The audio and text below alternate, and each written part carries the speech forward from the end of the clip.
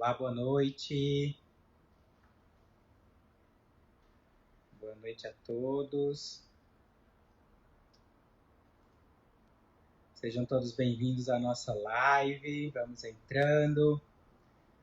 Quem está conectando, já vou convidando para ir caminhando aí o aviãozinho, para quem está para os amigos, para os colegas, para os familiares, para os homens da família de vocês.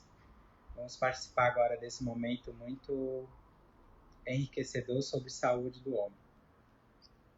Então, para a gente começar, gostaria de me apresentar. Sou Francisco, sou enfermeiro do Serviço de Promoção e Atenção à Saúde da Unimed Blumenau, trabalho à frente de alguns programas voltados à promoção à saúde, né? Dentre eles, um dos nossos focos é promover a saúde do homem, né? Um tema esse tão importante, né? Visto as dificuldades que o homem enfrenta de ter acesso e encontrar acesso dentro da saúde.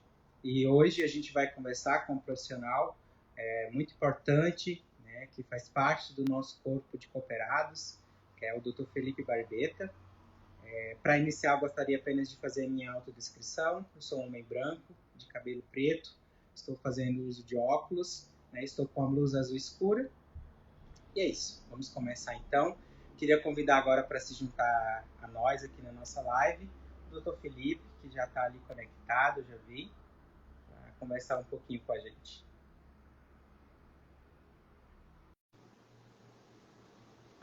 Só um segundinho. Olá, doutor, boa noite. Olá, boa noite. Tudo bem? Tudo bem? Tá me ouvindo bem aí, não? Estou te ouvindo bem. Me escuta Legal. bem também daí? Sim, tudo certinho. Ah, que bom, doutor. Então, seja muito bem-vindo. Já estava fazendo uma breve apresentação aqui do senhor. Para as pessoas que estão nos acompanhando, esse é o doutor Felipe Barbeta, né? Ele é médico cooperado da Unimed Blumenau, é médico urologista, né? Faz parte do corpo clínico do Hospital Santa Isabel, né? É o primeiro médico, né, da parte de urologia aqui de Blumenau e região, né, de cirurgia robótica, né, faz parte, né, da Sociedade Brasileira de Urologia e está aqui hoje para a gente falar sobre esse tema tão importante, esse mês tão importante que é a saúde do homem, né, que a gente ainda encontra muitos tabus, né, doutor? Então, seja muito bem-vindo e espero que a gente tenha um bate-papo muito bacana agora nesse momento. Então, primeiramente, muito obrigado ao convite, né, pelo convite aí, né, Francisco, Unimed Blumenau. Quero dar boa noite a todas as pessoas que estão nos acompanhando aqui. Já vi vários amigos, vários colegas aí participando. É sempre um prazer poder estar em algum canal trazendo informação, né, e a gente poder tirar dúvidas, que acho que depois também é a parte mais legal das lives, sempre a gente poder conversar um pouco mais a respeito das dúvidas que vão surgindo aí das pessoas que estão nos assistindo. Isso aí, doutor. Então é importante, então convido mais uma vez quem está aí conectado com a gente, possa encaminhar aí essa live para os amigos, manda ali no aviãozinho, né? Compartilhe o link que a gente vai conversar um pouquinho. Então, doutor, para a gente começar, a gente sempre se pergunta, por que é tão difícil o homem ter acesso à saúde? Né? Quais são as barreiras que fazem com que o homem não procure o serviço de saúde, não procure o médico, o urologista? Né? O que o senhor tem para dizer para a gente sobre esse assunto? Eu acho que é alguma coisa ainda cultural, né? Acho que tem alguns aspectos. Primeiro porque isso está mudando, eu sempre gosto de colocar isso, né? Mas é diferente da mulher, né? A mulher, já desde o início da primeira menstruação, é aquele momento que a mãe pega ela, leva então para a ginecologista, né? Para começar a fazer acompanhamento, e a partir dali a mulher ela começa a fazer o acompanhamento todo ano, né, e segue uma rotina. Isso vira parte do planejamento do ano. Ela tem que uma vez por ano ir na médica dela, conversar, enfim, né, tirar suas dúvidas e ver como é que está a sua saúde. Os homens, de uma maneira em geral, eles não têm, eles acompanham, quando muito, durante a infância, né, com o seu pediatra, e depois, geralmente, na adolescência, começa a se perder um vínculo. Primeiro, até porque o homem não se sente mais à vontade de ir no pediatra, né? Que ele já não se sente mais, né? Ele está meio deslocado quanto àquele local. E, ao mesmo tempo, também ele não é nem levado pela família e ele também não sente necessidade de procurar um outro profissional que possa acompanhar o seu desenvolvimento ainda e a sua saúde. Então, acho que esse é um dos aspectos inicialmente. Um outro aspecto também, que eu acho que tem uma coisa a ver ainda com a natureza do homem, né? Isso, obviamente, eu estou falando, né? De uma coisa mais ancestral que a gente tem, né? Aquela coisa Uhum. lá da época do homem das cavernas, de ele ser, vamos dizer, o provedor. A gente sabe que isso hoje, em muitas famílias, não é mais a realidade, né? O casal trabalha junto, enfim, né? Mas existe essa situação, assim, uma coisa ancestral do homem ser o provedor. Então, assim, ele vai deixar realmente a sua saúde, isso em segundo lugar. A primeira coisa é o dia a dia dele, o trabalho. Ele sempre tem uma obrigação antes de olhar para ele mesmo. Isso é fato, né? A gente enxerga muito hoje isso nos homens de uma maneira em geral ainda. Então eu acho que são essas situações que acabam dificultando. E claro, né, existe também ainda uma questão em relação a preconceito, né? Existe o medo que entra também nessa questão do homem se sentindo, né, o responsável pela família, porque vai que ele descobre que ele está doente. E agora, né? A casa cai, se ele descobrir que ele está doente, o que vai ser dali para frente? Então tem homens que preferem viver nessa ideia de que não, eu estou bem, não estou sentindo nada, eu não vou atrás de coisa e descobrir coisa que vai me trazer problemas. Então, são esses aspectos que eu acho que fazem com que o homem demore em procurar alguma coisa relacionada à sua saúde. Bem isso, né, doutor? É toda uma construção cultural, né, que atrapalha, né, nessa vivência. A gente sabe que, como o senhor falou, que isso realmente mudou bastante, mas ainda a gente encontra muitos entraves, né? E o fato disso é a gente olhar para essas principais questões de adoecimento do homem, né? Se a gente for, e isso pode até falar um pouco melhor do que eu, né, que os principais fatores de adoecimento e de morte hoje do homem é principalmente por causa de acidente ou do fluxo cardíaco, enfim, né? Então, tem todo esse contexto, eu queria que o senhor falasse um pouquinho também sobre isso, né? Dessa parte dos principais adoecimentos. Sim, hoje o homem ainda ele é, vamos dizer assim, vítima, né? Muito mais de acidentes, né? E situações oriundas de violência, né? Então, assim, o homem ele tem essa questão de ser mais imprudente com as situações, né, em relação à segurança dele próprio e dos outros que estão ao redor, então tem essa situação mesmo. A gente sabe também que os homens, né, eles estão mais sujeitos e mais propensos a problemas cardiovasculares, né, do que as mulheres. Então, são situações que acabam realmente fazendo com que esses homens venham a sofrer problemas de saúde em geral. E isso também vem acompanhado, né, de uma coisa que vem mudando também, mas que ainda é um descuido em relação às coisas que a gente pode mudar ao nosso redor, ou seja, vícios, né, deixar de fumar, evitar consumir bebida alcoólica em excesso, ter um estilo de vida saudável, com prática de atividades físicas regulares, você ter uma alimentação saudável, uma alimentação que te traga aquilo que o teu corpo precisa para desempenhar as funções dele, né? Então hoje a gente olha com o alimento geralmente de uma maneira assim para saciar a fome, né? E eu acho que a gente tem que pensar diferente, olhar para o nosso alimento de uma maneira assim, poxa, isso aqui está me trazendo os nutrientes que eu preciso para o meu cérebro funcionar melhor, para o meu sistema circulatório funcionar, meu intestino funcionar, né? Porque eu possa produzir meus hormônios de maneira adequadamente.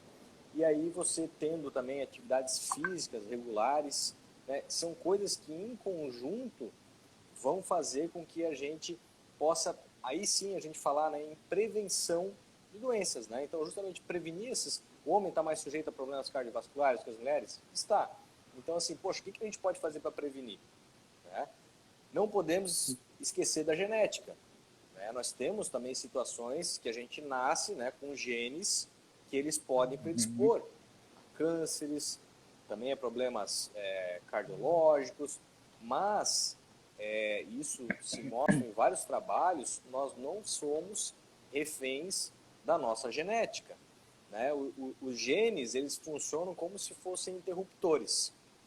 Você pode deixar eles desligados, silenciados, né? No caso de genes, por exemplo, que podem propiciar ao desenvolvimento de um tumor, ou você pode ativar eles. Como é que você vai silenciar? Atividade física, uma alimentação adequada, né? E como é que você vai ativar? Esquece tudo isso, leva a vida do jeito que tu acha melhor e aí tu vais ver que pode, né, essa genética se mostrar e aí, daqui a pouco o paciente acaba desenvolvendo de fato uma doença. Tem isso, né, doutor? E aí parte até para a questão também da saúde mental, né? E aí, a partir dessa questão da saúde mental, que também pode ocasionar outros sintomas que estão muito ligados, né? Também a questão da sexualidade, da impotência. Né? O senhor, como urologista, deve presenciar muito essa questão dentro do teu consultório. Sim, é todo dia eu atendo vários pacientes, né, que vêm trazendo essa questão, né, vários assuntos relacionados à sua saúde sexual, né? Desde pacientes jovens, adolescentes, às vezes pacientes que nunca tiveram uma relação sexual sequer, até os pacientes de mais idade, né, que querem ainda manter de alguma maneira a qualidade de vida e vêm sofrendo com algum transtorno. E a gente sabe que essa questão também da faixa etária, ela pode nos ajudar muitas vezes a ver se esse paciente ele tem uma situação orgânica, ou seja, do seu corpo que está propiciando essas alterações sexuais, seja impotência, seja diminuição de libido, por exemplo, ou se tem um quadro mais psicológico envolvido. Então, geralmente, quando o paciente é mais jovem, teoricamente, ele é um organismo novo, sadio. Então, ele vai ter poucas coisas que podem estar prejudicando a ereção dele, a não ser a questão psicológica. E o psicológico, ele é impressionante, né? Então, assim, a nossa mente, ela tem uma capacidade absurda e a gente não sabe trabalhar com ela. E, geralmente, ela acaba trabalhando, nos atrapalhando, né?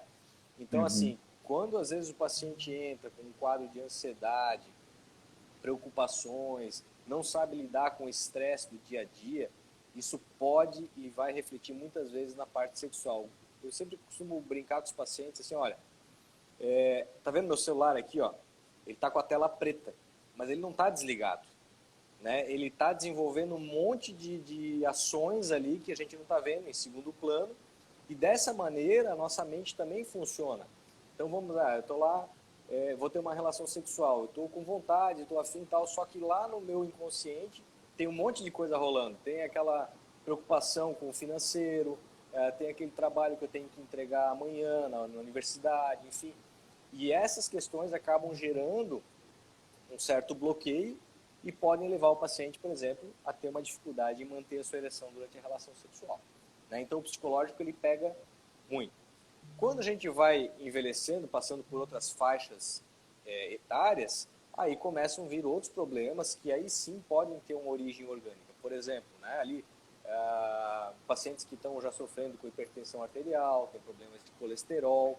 Esses são pacientes que eles podem daqui a pouco começar a ter ali o entupimento das artérias que irrigam o pênis e que levam o sangue para que ocorra ereção, e começam a apresentar uma disfunção erétil. Tanto é que já há bons anos os problemas de impotência nos homens aí com mais de 40 anos, eles são um sinal de alerta, né? Ele é aquela luzinha amarela que liga lá no painel do carro, dizendo que tem alguma coisa errada que tem que avaliar. Por quê? Sabe-se que esse homem ele pode estar desenvolvendo um problema cardiovascular que 5, 10 anos lá na frente vai levar, por exemplo, a um infarto, a um derrame cerebral, né? Então, são situações que a gente sempre tem que dar atenção nesse sentido. Outros problemas neurológicos também podem causar, né, disfunção erétil, por exemplo. E, por incrível que pareça, vários medicamentos de uso corriqueiro, vários mesmo, antihipertensivos, remédios para diabetes, medicamento para dor, vários medicamentos eles podem causar de alguma maneira algum impacto na saúde sexual do homem.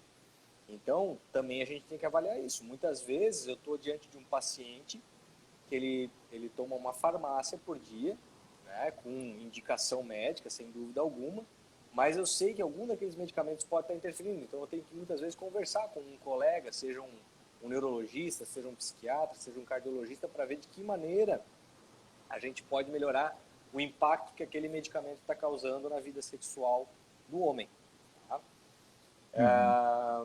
E além disso, também, mesmo os pacientes de mais idade, eu falei sobre a questão psicológica, problemas de ansiedade e tal, que afetam geralmente os pacientes mais novos, mas a gente sabe que o homem, quando mexe com a parte sexual dele, isso abala ele profundamente. Então, pode ser até às vezes que o paciente tenha um diabetes, tenha um problema circulatório que acabe prejudicando a sua ereção, mas a partir daquele momento que ele tem esse problema, o psicológico também já entra em cena. Então, é mais uma coisa que acaba sendo acrescentado, e se isso não for adequadamente avaliado e tratado, vai virar uma bola de neve, né? E esse paciente realmente ele acaba sofrendo muito, e aí por aquelas questões que a gente comentou antes, muitas vezes ele demora para vir no médico, né? Ele passa, às vezes, não é infrequente pacientes que, poxa, eu estou mais de um ano assim, só que eu demorei para vir aqui porque eu me sentia envergonhado de vir conversar aqui com o médico.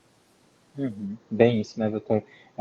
Na nossa vivência, a gente sabe que muitos até abandonam os outros tratamentos, né, por já terem um pouco desse entendimento, né, de que interfere na questão sexual, né, e isso aí acarreta inúmeros outros fatores de risco, né, inúmeros outros riscos de adoecimento, né?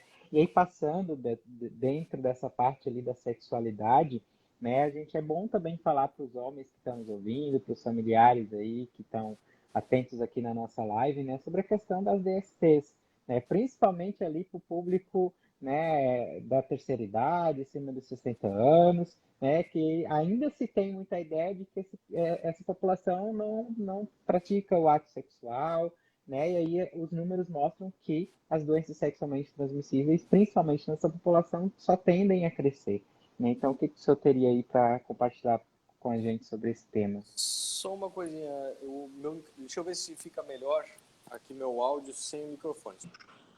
Melhorou não? Tá. Melhorou? Tá mais alto? Melhorou? Então tá, então eu vou ficar sem o microfone aqui.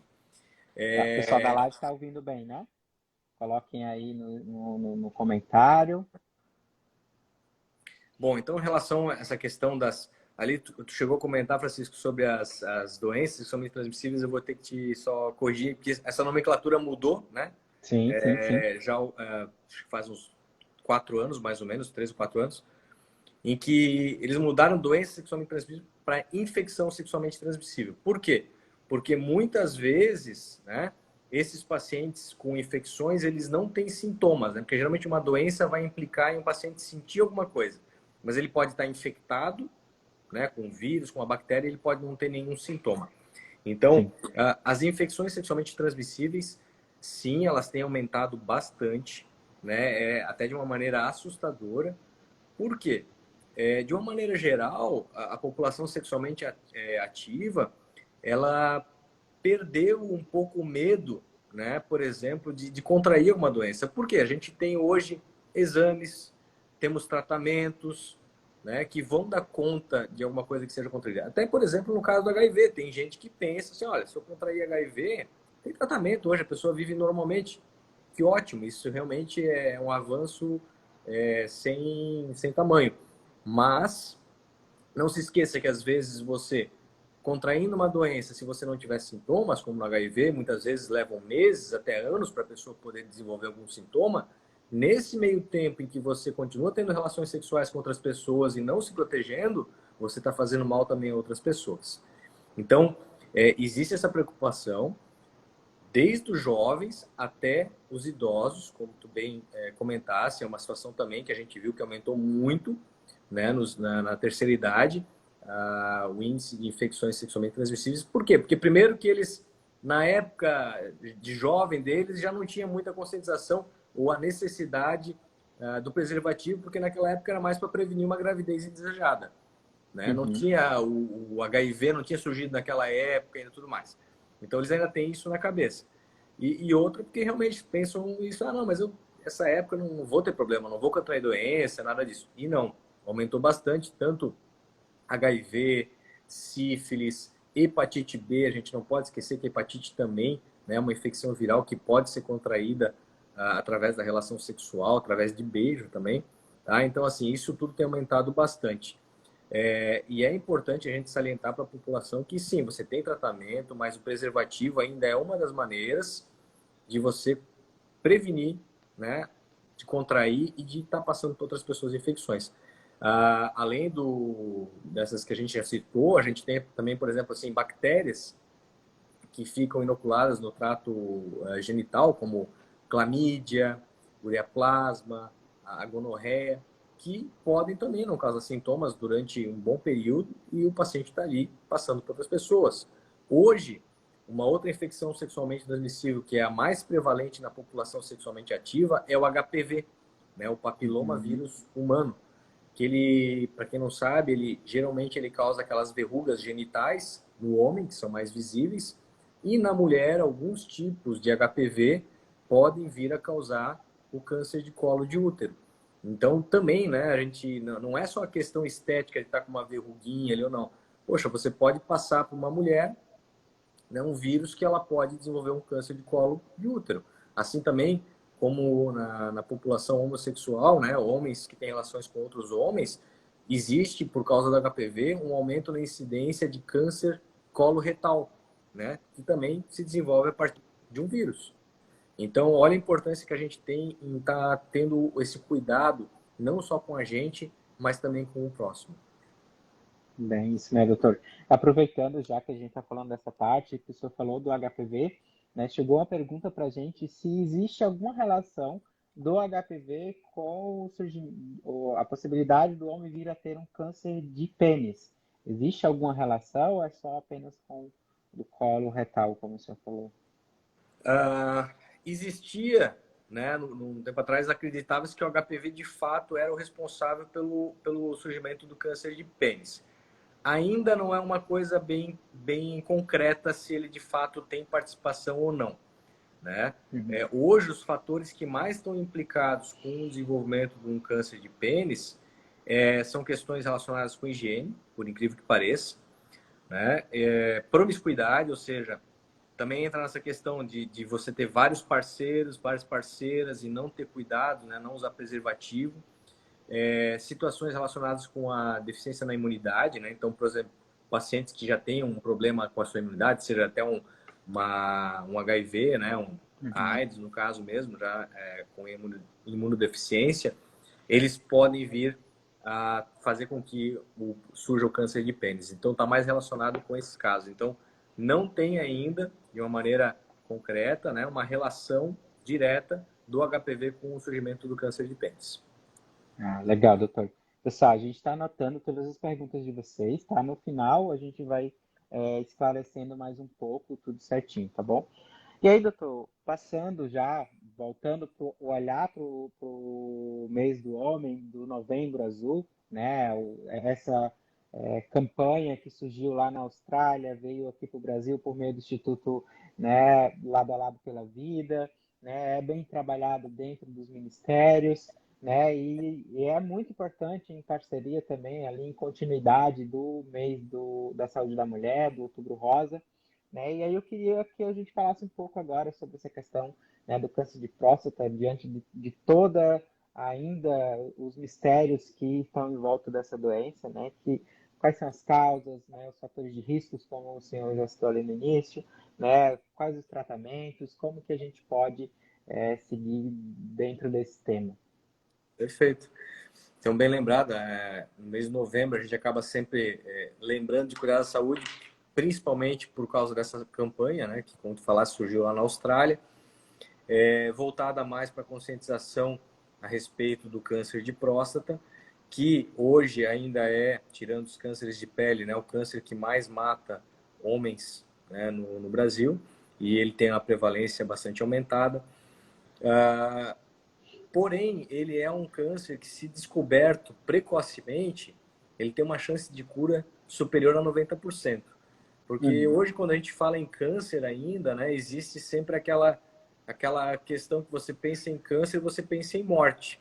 E no caso do câncer de próstata, poxa, qual é o câncer? Quais são todos os cânceres que você tem uma chance de cura acima de 90%? Né? Não são muitos cânceres que têm esse potencial de tratamento como é o câncer de próstata. Só que para isso, você tem que pegar ele no início, né? Então, essa é a importância que a gente tem ao falar no Novembro Azul, de conscientizar os homens para que eles procurem o seu urologista para fazer os exames, em que a gente não vai prevenir o câncer de próstata, a gente vai tentar detectar se existe um câncer de próstata.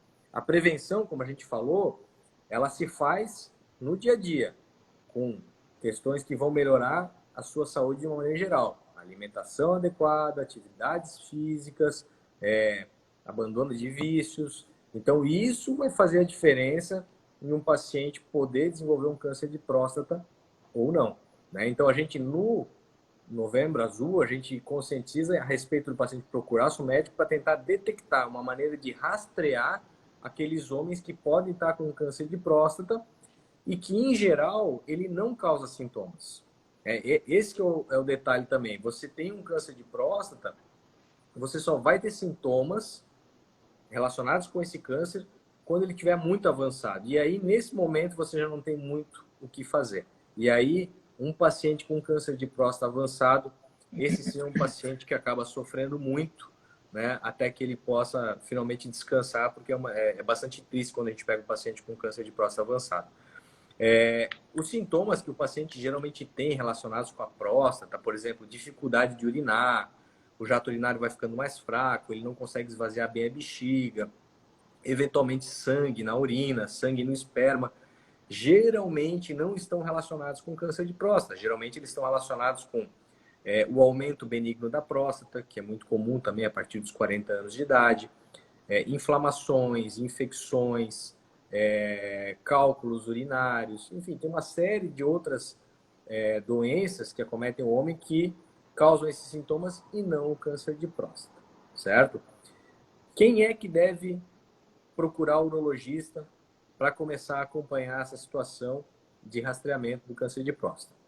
Existe uma recomendação da Sociedade Brasileira de Urologia, que também se baseia aí na Sociedade Americana, Sociedade Europeia, de que, a princípio, todos os homens a partir dos 50 anos devem realizar uma vez ao ano tanto o exame de sangue da próstata, o PSA, quanto o exame de toque retal para a gente avaliar a próstata. Então, essa é a recomendação que se tem. Mas existem alguns casos em que o paciente tem uma chance maior de desenvolver o câncer de próstata. São pacientes que a gente tem como fatores de risco. Quais seriam? Aqueles que já têm um histórico na família de câncer de próstata, geralmente relacionados com o lado paterno, né? Então, assim, o próprio pai, irmãos e, eventualmente, ali, tios por parte de pai. Esses pacientes têm uma predisposição maior ao desenvolvimento do câncer de próstata. Pacientes afrodescendentes também têm um risco maior.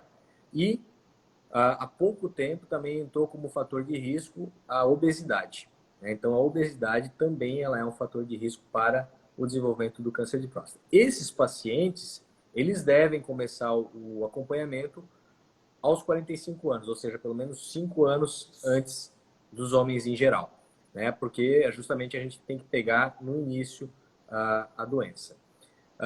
Uma outra questão frequente também que tem é se eu posso fazer só o exame de PSA?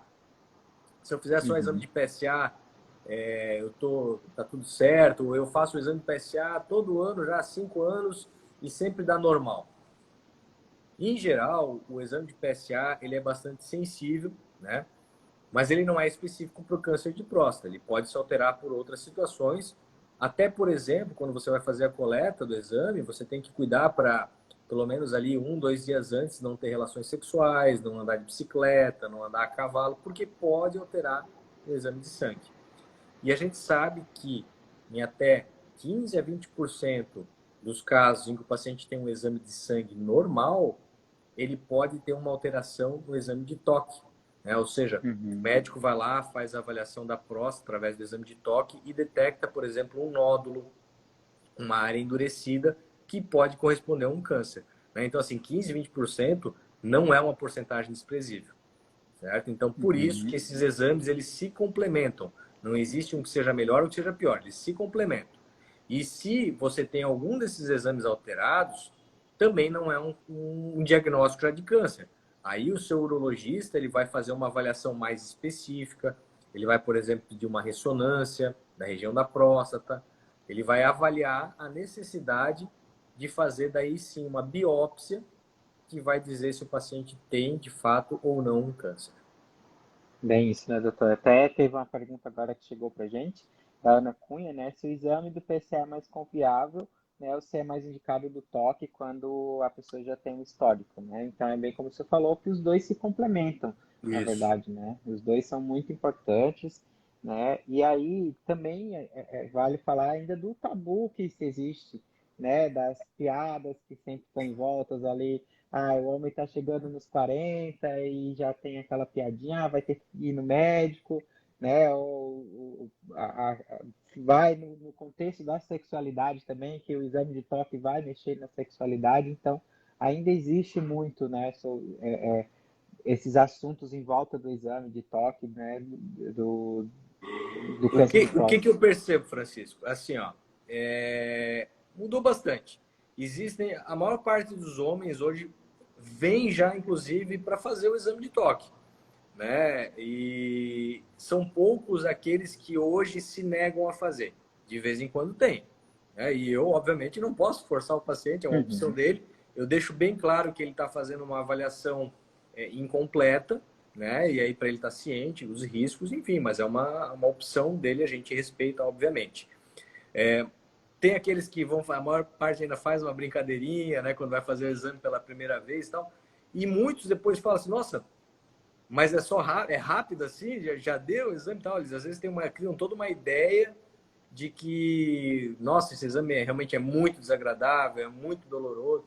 É um exame rápido, né? O paciente não vai ficar traumatizado com o exame, tá? Então, assim, é uma coisa muito tranquila e importante. Então, assim, o tabu existe ainda, vem diminuindo. Às vezes eu atendo aqueles pacientes mais de idade, ou às vezes um paciente que vem, às vezes, de uma região mais do interior, onde isso ainda mais enraizado, né? São os Uhum. pacientes, às vezes, que são um pouquinho mais resistentes. Mas quando a gente conversa e orienta, né, muitos deles acabam dizendo, vamos fazer, vamos aproveitar, vamos fazer o exame. Então, isso realmente é uma coisa também que tem mudado bastante. E é só benefício para o homem, né? De uma maneira geral, é benefício para o homem. Bem, se em momentos como esse, de esclarecer e de trazer, né, um assunto tão importante de forma tão leve, é que faz com que esses tabus sejam quebrados, né, doutor? E aí, passando já para a parte dos tratamentos, né, ainda existe muito medo também do homem, né, de ir procurar o urologista, o médico, para fazer o exame, porque, ah, se eu tiver com câncer de próstata, eu vou ter que tirar minha próstata, eu posso ficar impotente pro resto da vida, né? Os tratamentos são muito agressivos, né? Como um cirurgião também, urologista, o que tem para dizer, né, sobre essa parte dos tratamentos? Bom, o câncer de próstata, ele não é só de um tipo, né? Quando o paciente, então, ele tem um diagnóstico, existe uma classificação desse câncer. Às vezes o câncer ele está pegando só um pontinho na próstata, às vezes ele está pegando vários pontos ou a próstata inteira. Então, tudo isso vai nos fazer avaliar qual o melhor tratamento para o paciente. Hoje, isso pode variar dependendo da idade, das situações de saúde desse paciente. Por exemplo, eu vou dar um exemplo aqui para ficar uma coisa mais prática. Eu pego um paciente que ele tem um câncer de próstata que a gente classifica como um câncer de baixo risco para que ele se espalhe no corpo. Aí no exame de biópsia apareceu só um pequeno fragmento ali com menos de 10% comprometido. E esse paciente ele tem uma vida ativa, tem uma saúde boa. É um paciente que, se ele topar, se ele for um paciente que vai voltar nas consultas, vai continuar o acompanhamento, eu posso propor para ele dele fazer um acompanhamento desse câncer de próstata. Porque é um câncer que a gente sabe que ele tem um baixo risco de evolução. Então, às vezes, para esse paciente não é necessário um tratamento. E se em algum momento esse câncer ele dá algum sinal de que ele está evoluindo, a gente pode voltar e indicar o tratamento que esse paciente ele não vai perder a chance ainda de ter a cura da doença. Então, esse é um exemplo, por exemplo.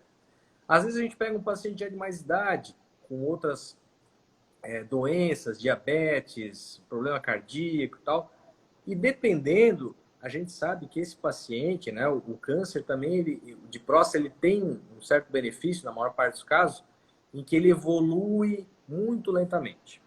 Tá? Tem situações, mas de uma maneira geral ele evolui mais lentamente. Então, às vezes, esse paciente ele também não precisa de um tratamento. Não vou indicar para ele uma cirurgia, uma radioterapia, ele tem outros problemas de saúde, dificilmente ele vai chegar a sofrer por causa de um câncer de próstata que evolua. Tá?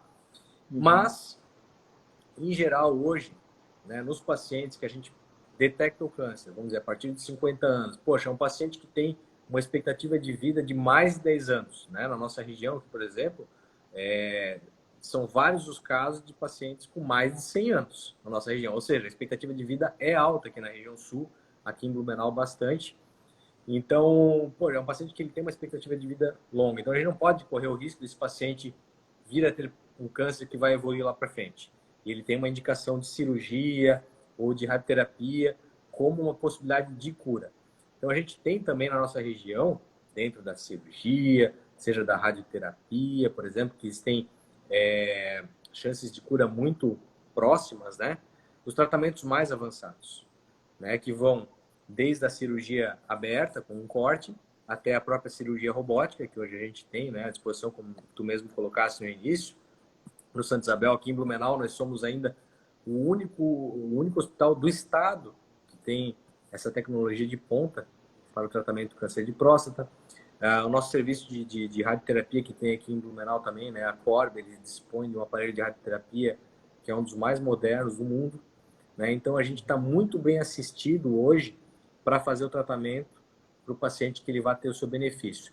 E sobre, como tu falasse, as questões dos riscos que os tratamentos têm, os potenciais riscos que ele tem, né, que hoje o que são? Os problemas relacionados com impotência pós o tratamento, tanto cirúrgico quanto de radioterapia, e a incontinência urinária, ou seja, o paciente ficar perdendo urina depois do tratamento. Também com a evolução desses tratamentos que a gente tem disponíveis, isso já diminuiu bastante. E geralmente, se o paciente ele apresenta, né, algum desses efeitos colaterais do tratamento, é por um tempo reduzido.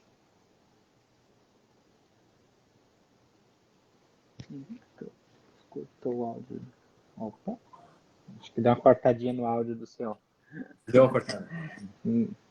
Bem tranquilo. Mas acho que já voltou. Né? Voltou? Então, doutor, voltou, agora voltou. E é muito importante, né, doutor? E eu sempre falo, né?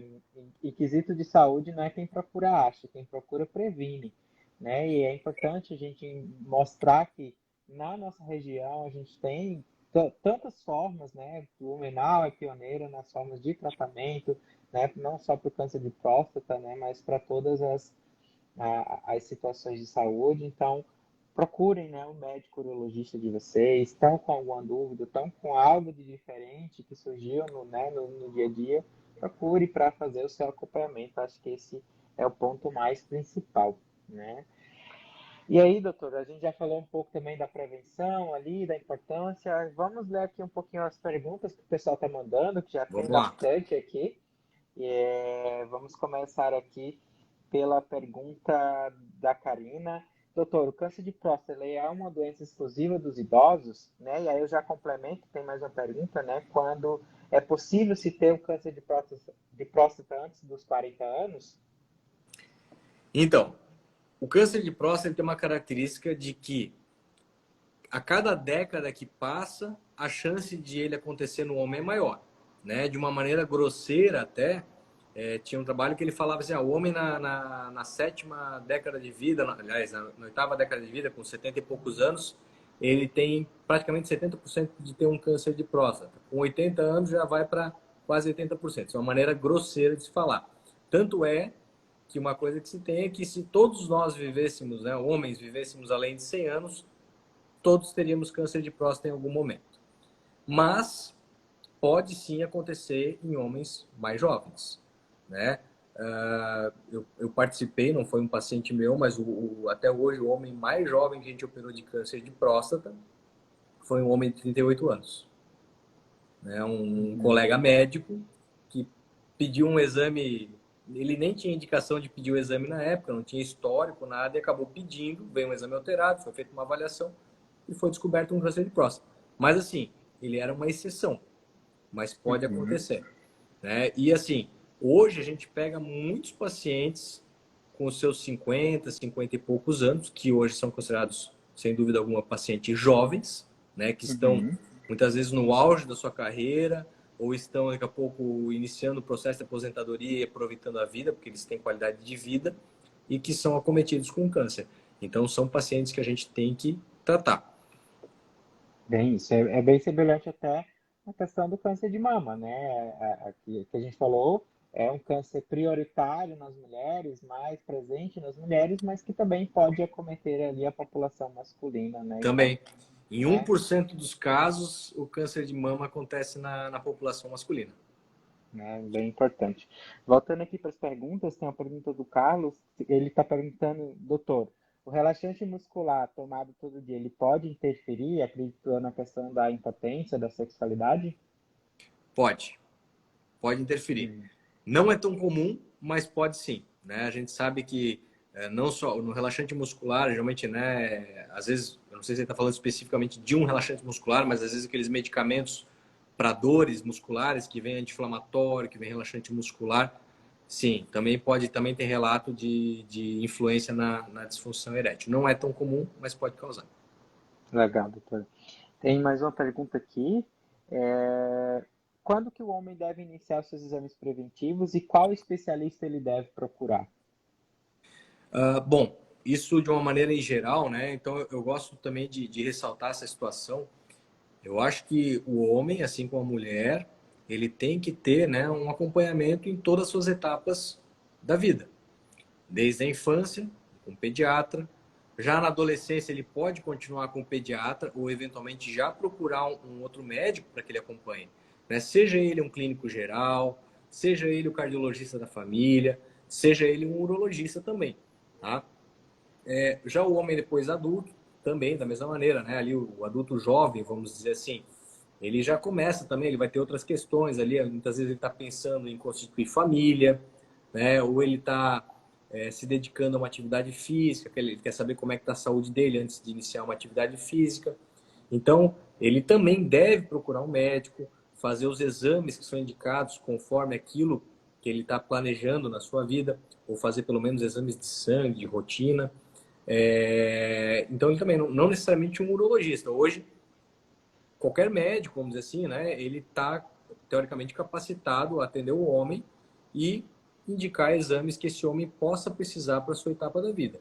E aí, geralmente, a partir dos 40 anos, né, quando envolve os assuntos como a gente comentou ali sobre sexualidade, sobre questões de próstata, prevenção, já o urologista acaba sendo o médico mais indicado para estar acompanhando os homens. Ah, que bom, doutor. Só corrigindo, pessoal. Falei ali Carlos, mas é Carla que fez a pergunta, tá, Ah, tá doutor? bom. É o óculos que não tá funcionando direito aqui. Mas voltando para as perguntas, né, doutor? E para o homem que tem o diagnóstico do câncer de próstata, né? Qual é a média de vida, né? Ou quanto tempo de vida ele pode conviver ou ter dentro desse, tendo um câncer de próstata? Não, como eu falei, vai depender de como que é esse câncer. Né? Se ele é um câncer realmente em estágio inicial, eu falei, esse paciente ele tem mais de 90% de chance de cura. Né? Ou seja, ele faz o tratamento do câncer de próstata e segue a sua vida. Né? Ele vai continuar fazendo acompanhamento pro resto da vida, como em qualquer tipo de paciente que teve algum câncer, né? Tem Uhum. aquela questão de fazer o acompanhamento depois dos primeiros 5 anos, está tudo certo, mas ele vai continuar acompanhando a vida inteira. Né? E se o paciente, vamos dizer, ele tem vamos dizer que ele tem um câncer de próstata que potencialmente seria curável e ele opta por não fazer nada. Eu não quero tratar. Ele é um paciente que ele pode viver, vamos dizer assim, uns 10 anos ainda, 15 anos, dependendo ainda do câncer que ele tenha. Né? Só que assim, esses últimos, né, anos de vida que ele vai ter, como é que vão ser esses anos quando o câncer começar a se manifestar, né? Para quem não sabe, o Uhum. câncer de próstata ele costuma se espalhar inicialmente pelos ossos. Dos ossos aí ele pode se espalhar para outros órgãos, mas assim, o paciente que começa a ter o problema nos ossos, ele começa a sofrer com dores intensas nos ossos. Então, eu digo que é muito triste porque chega um momento que não tem medicamento para dor que dê conta. Né? O paciente usa Verdade.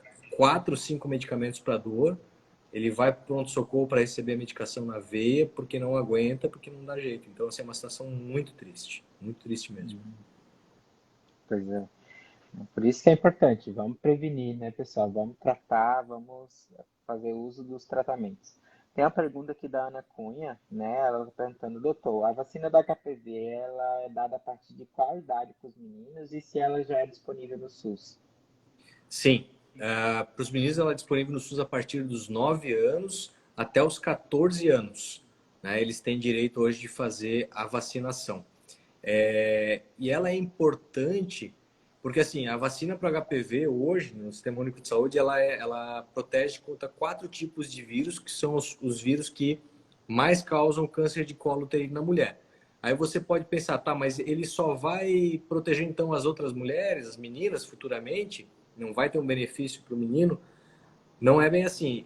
Existem trabalhos que mostram, né? E isso a gente sabe que nas vacinas, de uma maneira em geral, pode acontecer uma situação que a gente chama de imunidade cruzada, ou seja, ele tem lá aqueles 4 tipos que a vacina vai desenvolver ali a imunidade, só que às vezes o teu organismo ele recebe um outro tipo de HPV e pelo fato dele ter aquela imunidade, ele vai reconhecer aquilo ali como um vírus e vai atacá-lo da mesma maneira. Ou seja, também pode proteger em relação à transmissão dos tipos de HPV que causam aquelas verrugas, né, na região genital, e isso também pode diminuir a chance de você então estar transmitindo para outras pessoas. Legal, doutor. Tem uma pergunta da Cris.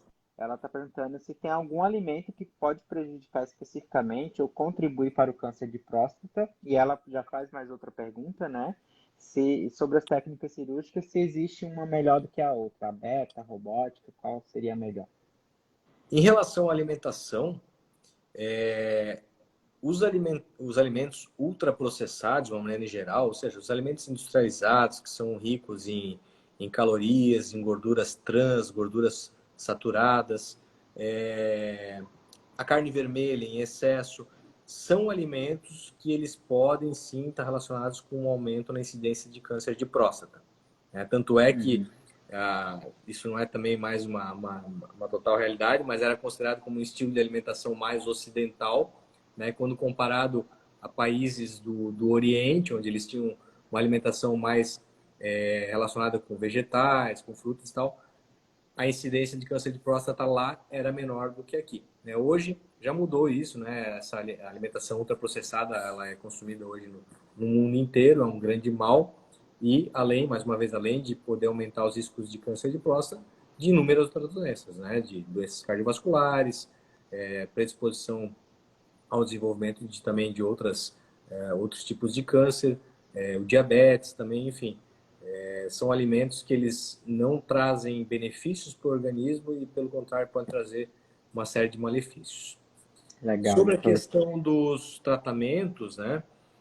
Se o paciente, por exemplo, ele tem uma indicação de um tratamento com um objetivo de cura, né? E você tem ali, então, 2 principais tipos de tratamento, linhas de tratamento para curar um paciente, a cirurgia e a radioterapia. Como eu falei, hoje dentro dessas modalidades, né, na cirurgia, a cirurgia robótica é uma cirurgia padrão, né, por conta da questão da precisão dela em estar removendo todo o tumor e estar preservando mais aquelas estruturas que são os nervos e artérias relacionados com a questão da potência sexual e da continência urinária.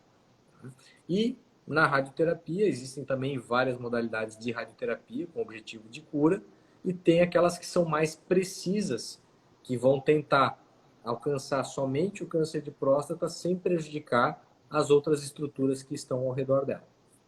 Legal, doutor.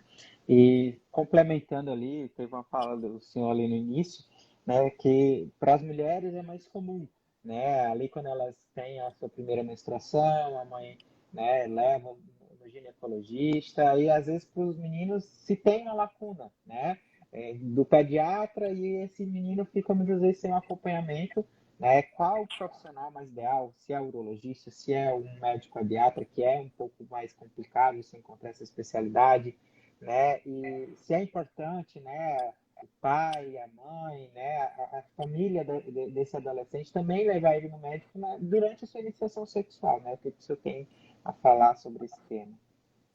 Eu acho importantíssimo, e quem aí estiver, né, escutando, pais, mães, e estiverem com filhos nessa faixa etária, muitas vezes os próprios pais têm dúvidas em relação ao desenvolvimento, né? Seja dos órgãos genitais do menino, seja em relação às vezes, situações que eles querem tentar informar a criança e às vezes não conseguem falar, então Já tive situações também de pais que trouxeram os adolescentes aqui para conversar sobre infecção sexualmente transmissível, sobre relação sexual, né? E isso é muito importante porque hoje a gente tem, né, essa questão da informatização, das mídias sociais, elas trazem várias informações relevantes e muitas desinformações, e não existe um filtro para isso. Então você pega um adolescente que está com a sua testosterona a mil, a libido a mil, né? Então ele tem acesso hoje em qualquer meio, seja o celular, seja o computador, mais o celular hoje, né? A várias informações sobre sexualidade. Uma coisa que eu vejo com muita preocupação é o acesso fácil à pornografia, né? Uhum. Não por ser uma coisa de tabu, não pode ver pornografia, não é por isso. É porque, mais uma vez, a pornografia ela vem como uma situação em que ela começa, o adolescente quando está vendo aquilo, ele começa a consumir e ele acha que daquela maneira é uma relação sexual, daquela maneira que vai acontecer quando ele vai ter a primeira relação sexual. E aí ele cria uma realidade alternativa que não existe. E aí o que acontece? Verdade. Quando ele vai ter a primeira relação sexual, que na maior parte do caso, né, de todos, não é a melhor situação, a primeira relação sexual, mas chega lá e é uma coisa totalmente diferente daquilo que ele estava vendo e que ele imaginava. Então, assim, o que isso gera? Bloqueios. Então, pacientes que daí desenvolvem distúrbios de ereção, ejaculação precoce, por conta disso, porque eles acabaram tendo acesso a um material que acabou fazendo com que eles ficassem com um conceito totalmente errado do que é a sexualidade. Então, mais uma vez, não é uma crítica aí, vendo para o lado religioso, nada, mas é essa questão realmente de que maneira aquilo é interpretado por um adolescente. Então, é importante também, nesse sentido, trazer informação. Então, eu vejo nos pais que estão aqui, tios, tias, enfim, né, que conversem isso em casa e, caso tenham dúvidas, que sempre existem, trazendo um profissional que possa lhe orientar. Como tu mesmo falasse, né, quem que seria o profissional mais indicado para cuidar do adolescente é o ebiatra, mas é uma especialização que realmente não são poucos os que se tem, né? Uhum. Para encontrar, enfim. Então, muitas vezes acaba caindo no neurologista ou no médico de confiança da família que possa estar passando essas informações de uma maneira mais adequada. Legal. O importante é procurar, né? Independente da especialidade, o importante é procurar. Doutor, a gente acha que está chegando perto ali do fim da nossa live, né? Passou Temos rápido, muitos. hein? Passou rápido, um assunto que rende. A gente pensa que a saúde do homem não tem o que falar, mas tem muita coisa para ser falada e é muito importante, né? Tem muitos agradecimentos ali, né? Parabéns, doutor. O doutor foi muito importante ali, né, na minha vida, no meu tratamento, né? Nas orientações que está colocando, né? Então, em nome da Unimed, eu já agradeço, né? Em nome da Unimed Blumenau, a tua disponibilidade de estar aqui com a gente, de falar de um tema tão importante, de levar a saúde do homem, né, aos quatro cantos da nossa região, né? Para o pessoal que está assistindo a live, né, durante todo o mês agora de novembro a gente vai lançar uma websérie especial no nosso canal do YouTube, né? Então já convido todo mundo ali a seguir o canal do YouTube da Unimed Blumenau, curtir, compartilhar. Toda semana, todas as sextas, a gente vai lançar um vídeo diferente, né? Especial com o doutor Felipe Barbeta, falando sobre os temas que envolvem a saúde do homem. Né? O link, a Karina, os meus assistentes aqui então, já colocaram ali. Né, Karina, se puderes colocar novamente o link para o pessoal, está seguindo a nossa página. E, doutor, convido então para o senhor aí fazer as suas considerações finais para a gente estar encerrando esse momento. Queria também agradecer muito a possibilidade de estar participando aqui. Como eu falei, eu gosto muito de poder trazer informação, né? Eu gosto de responder, a parte mais legal é responder sempre as perguntas. E, mais uma vez, você, mulher que está aí assistindo a live, mãe, filha, né? Você, homem, leve essas informações, né, para os outros homens da sua família, para os adolescentes, conversem a respeito em casa, conversem sobre as dúvidas, né? Acho que no núcleo familiar é onde a gente tem também a possibilidade de estar conversando com as pessoas que gostam da gente, que a gente gosta, e tragam a sua família, tragam os seus homens de casa para fazer uma avaliação com o médico, caso eles nunca tenham feito, para tirarem suas dúvidas. Se eles estão na época de fazer a avaliação, né, o rastreamento do câncer de próstata, também tragam para conversar. Enfim, a gente está sempre à disposição para poder atendê-los, né, assim como vários profissionais que temos, mais uma vez, na nossa cidade, a gente tem à disposição excelentes profissionais nas diferentes áreas de assistência à saúde. Então, acho muito importante isso fazer parte da conversa dentro dos seus núcleos familiares, núcleos de amigos. Que bom, doutor. Então, muito obrigado mais uma vez. Muito obrigado a todos aí que estão presentes na nossa live. A live vai ficar gravada no nosso, disponível no nosso Instagram, né? Então, fiquem à vontade também para encaminhar, para as pessoas assistirem depois. Muito obrigado mais uma vez a todos. E como eu sempre falo, mude um hábito, né? A Unimed está aqui para cuidar de você. Esse é o nosso plano, é cuidar de cada um de vocês, tá? Então, muito obrigado, uma boa noite a todos. Obrigado, doutor, e até a próxima. Boa noite a todos. Muito obrigado mais uma vez também. Até mais. Tchau.